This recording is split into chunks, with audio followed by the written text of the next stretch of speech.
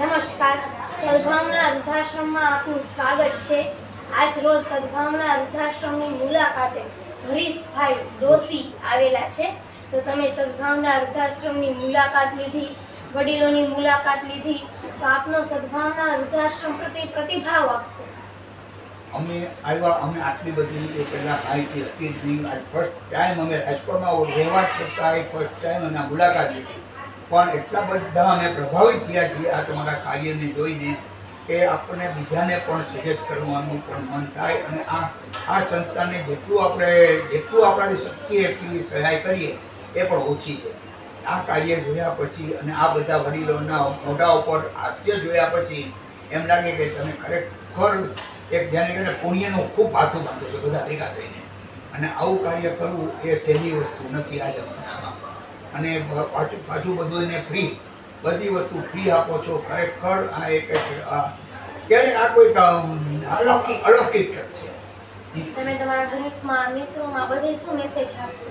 ચોક્કસ બધાએ એક વખત મુલાકાત લો, તમારાથી જેટલું થાય તમારી પાસે જે સગવડ હોય એ પ્રમાણે તમે એને સહાય કરો।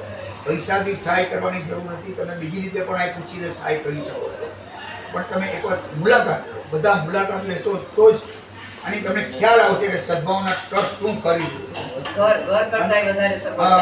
ઘર કરતાં પણ વધારે સગવડતા અહીં તમને મળશે। આ વડીલોને જો તમે જે રાખે છે આ લોકો ખરેખર એક આપણને એનો આભાર વ્યક્ત કરવાનું મન થાય। એનું વડીલોનું જમવાનું, વડીલોની મેડિકલ ટાઈપની આ જે કાંઈ એની જરૂરિયાત એ બધી જ તમે પૂરી પાડો છો, પ્લસ એને કોઈ આનંદની આઈટમે તમે ગાર્ડન આ તે બધું રાખ્યું છે, એટલે વડીલોને કોઈ જ વસ્તુની ખામી નથી। જ્યારે આ વડીલો ઘરે રહેતા હોય તો આ વસ્તુ એને ન મળે, એના છોકરાઓ હોય તો આટલું કરી શકે એટલું તમે લોકો એના માટે કરો છો।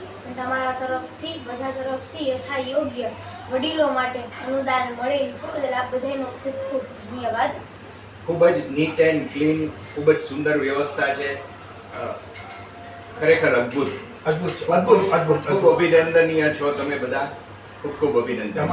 મારું નામ પણ હરીશભાઈ દોશી છે, હું સુરેન્દ્રનગરથી આવું છું, અમે બંને સાઢુભાઈ છીએ। મેં સુરેન્દ્રનગરથી ઘણી વખત રકમ મોકલી છે અહીંયા, ખૂબ ખૂબ અભિનંદન। તમે બધાય સદભાવના વૃદ્ધાશ્રમની મુલાકાતે પધાર્યા એ બદલ પણ આ બધાનો ખૂબ ખૂબ ધન્યવાદ। તમે બધે ઝાડ ખૂબ સરસ આવ્યા છે, અમે તો ઝાડ ખાલી એક જોઈને જ આવ્યા હતા, ઝાડ બહુ સરસ છે, એ લોકો કેટલી પાણી પીવડાવો છો, કેટલી મહેનત કરો છો। ઝાડ માત્ર વાવવા નહીં, તમે લોકો ખૂબ વ્યવસ્થિત રીતે જતન કરો છો અને મોટા ફળદ્રુપ કરી દીધા તમે। અને આટલે દૂર બેસીને પણ તમે ખૂબ સરસ વ્યવસ્થા ચલાવો છો, ખૂબ ખૂબ અભિનંદનીય કામ છે। આખા ગુજરાતમાં તમે વૃક્ષો વાવ્યા છે, ખૂબ ખૂબ અભિનંદન। વૃક્ષ એ પણ એક માવતરથી પણ કદાચ વિશેષ વૃક્ષનું જતન કરવું ઉપયોગી વસ્તુ છે। એનાથી વરસાદ, પક્ષીઓને માળો ખૂબ ખૂબ ફાયદો થાય છે। અને આ વિડીયો જોનારને પણ તમામને નમ્ર વિનંતી છે કે એકવાર સદભાવના વૃદ્ધાશ્રમની મુલાકાતે આપ જરૂરથી પધારશો।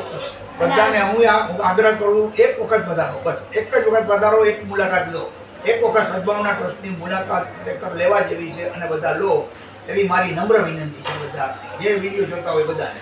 અને આ વિડીયો આપના ગ્રુપમાં વારંવાર શેર કરવા વિનંતી।